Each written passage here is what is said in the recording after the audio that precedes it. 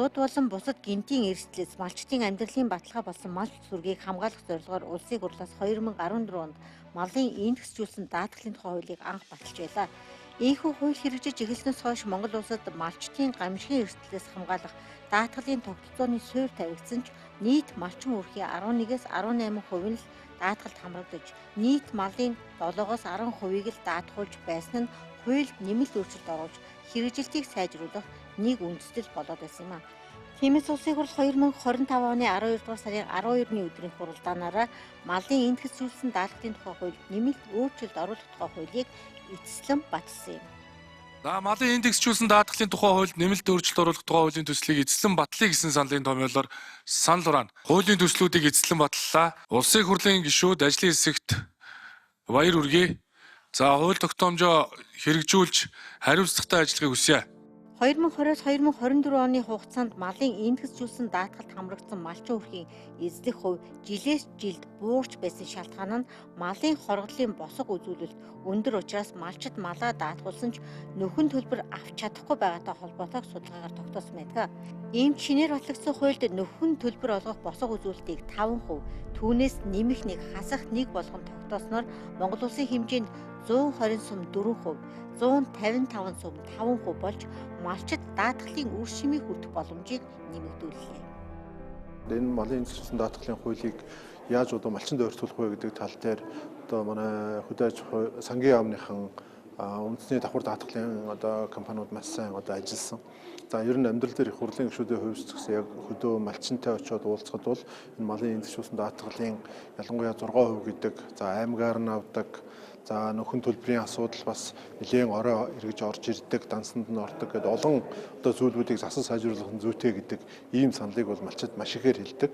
Тэм учраас энэ дөнгөж сая Монгол Улсын хурлаар хэлсэн батлагдсан малын индексжүүлсэн даатгалын хуулийн нэмэлт өөрчлөлтөөр малчдын саяны хэлдэг хатуу 6% гэдгийг бол 4% болгох бололцоог нь засгийн газарт нээж өгч байгаа.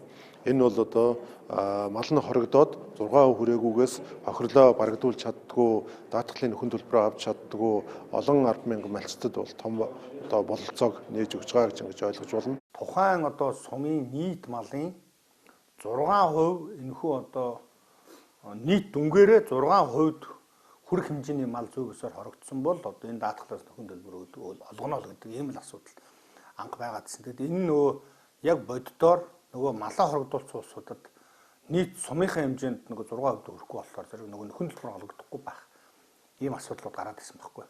Тэгэхээр зэрэг энийг шинжлэх ёстой гэдэг. Ингээд сая бид нар нэлээ ярилцсан. Ялангуяа энэ аймаг орон нутгаас сонгогдсон, тойргоос сонгогдсон гишүүдүүд энэ дээр санал нэгтэйгээр л энэ хуулийг өөрчлөх гээл нэмэлт өөрчлөлт хийх гээл тэгэл ажилласан л та. Малын индексжүүлсэн даатгалын тухай хуульд нэмэлт өөрчлөлт оруулж баталснаар 2023-аас 2024 оны зуудын хохирлын тоон тулгуурлаж тооцож үзэхэд нөхөн олгор 20-с 25%-аар өссөн байна.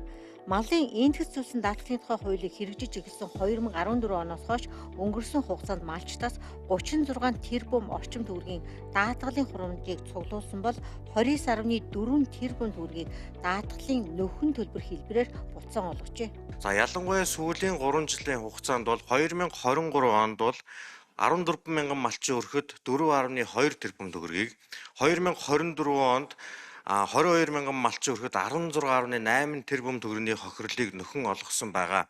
За эндээс дурдаад авах юм бол 2023 онд хамгийн өндөр нөхөн төлбөрийг Төв аймгийн Баян цүнхт сумын малчин 15 сая төгрөг, 2024 онд хамгийн өндөр нөхөн төлбөрийг Сүхбаатар аймгийн Баруун сумын малчин 86 сая төгрөгийн нөхөн төлбөр хүлээн авсан ийм тооцооллууд байдаг. Түүнчлэн статистикийн мэдээллийг үндэслэн даатгагч гэрээний хугацаанд нөхөн төлбөрийг нэг удаа урьдчилан олгож болох зохицуултыг тусгаснаар малчдын амжиргааны их усүр дэмжлэг үзүүлэх ач холбогдолтой хуулийн өөрчлөлт болж чадлаа. Нөгөө талдаа малчдын бас маш голлож ярьдаг бид эрсдэл тохиолдсон үед эрсдлийн хөрөлийг давж гарахын төлөө энэ даатгалыг даатгуулдаг. Гэтэл даатгалын маань нөхөн төлбөр 100 болоод өнгөрсний ард дээр 6 сар өнгөрөөд бүр наадам өнгөрөөд 9 сар өнгөрсний ард дээр хэдхэн төгрөг орж ирдэг гэдэг ийм гомдлууд байдаг. Тийм учраас энэ удаагийн хуулиар бол хэрвээ танаас өмнө цаг хүндрээд малын хорогдол эхэлсэн бол өвс тэжээл ийм үн өсгөөс өмнө даатгалаас танд өвчилж хохирлуудыг нь баг нөхөн төлбөрүүдийг олгож эхэлнэ гэж байгаа. Энэ нь бол магадгүй цагаан сарын ард дээр цаг хүндрээд олон мал өшөө өрөвдөхөөс сэргийлсэн ийм том зохицуулт байгаа. Малчдын хувьд бол бас нэг гол өсдөг дараагийн нэг зүйл бол энэ бол нөгөө албан журмын даатгал биш ээ. Малчин хүн болгон даатгуулах ёстой даатгал бас биш.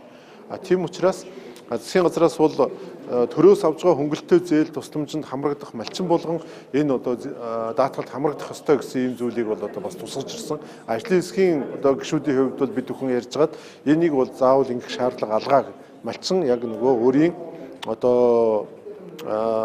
хүслээр даатгах энэ болцоог нээж өгж байгаа. Бас нэг чухал үзүүлэлт нь бол яг бүтэн жилийн эцэст ингээ хөөцөлдөж байгаад материал бүрдүүлж байгаад жилийн эцэстээ нэг удаа олгохоор тийм байдаг байсан. Тэрийг нь бол яг цаг тухайн үедээ авах юм боломжийг гаргаж өгсөн. Ер нь бол манай энэ орон нутагт мал ямар үед яддаг бол өвлийн сүүл хаврын ихэндэл гол нэг хорогдох процесс явагддаг хөхгүй. Малын энтгсжүүлсэн даатгалын тухай хуульд нэмэлт өөрчлөлт оруулж баталснаар даатгалд хамрагдах малчдын тоо нэмэгдэх, улмаар зуудын эрсдлийн нөлөөллийг бууруулахад чухал ач холбогдолтой. Мөн даатгалын нөхөн төлбөрийг урьдчилан олгохтой холбоотой зохицуултыг тусгасан нь малчдын амжиргааны их үүсвэрт дэмжлэг үзүүлэх, нөгөөтэйгэр үргэлжлэн тохиолдож болцшгүй зуудын эрсдлээс урьдчилан сэргийлэх боломж ийхүү бүрдэж байна.